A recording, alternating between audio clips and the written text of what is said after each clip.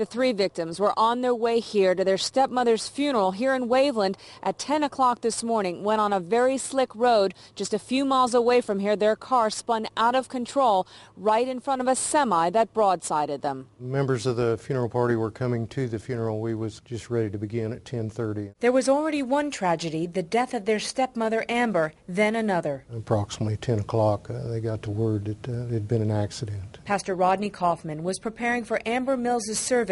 At just 43, Amber had lost her battle to lung cancer. Her stepson, stepdaughter, and a friend had come up from Georgia. The car lost control, spun in front of a semi-tractor and trailer. You can see the skid marks on 47. Roads were snow-covered. It was snowing at the time. It just appears to be weather-related. They were going southbound when they lost control. This semi going northbound, driven by a local driver, broadsided them. He's driven a truck for many years, and in fact, he kind of held a record for many miles he drove. Without an accident. Now this.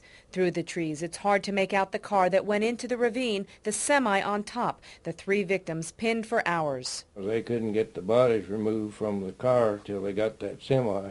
What I understand, it just mashed it right into a tree. Pastor Kaufman was supposed to hold a luncheon to grieve for Amber, but had to hold it now to grieve for her stepchildren, her husband, their father, Chester Mills. Not enough words to explain the type of grief this man's enduring at this time.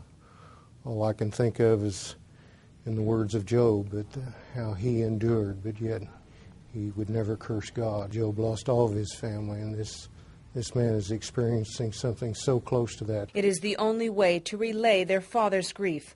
A crash in treacherous winter weather, their mother now learning what has happened to her children miles away. The victim's mother is flying up from Georgia. It is unclear at this point whether services will be held here or back in their hometown. In Waveland, Kimberly King, Fox 59 News.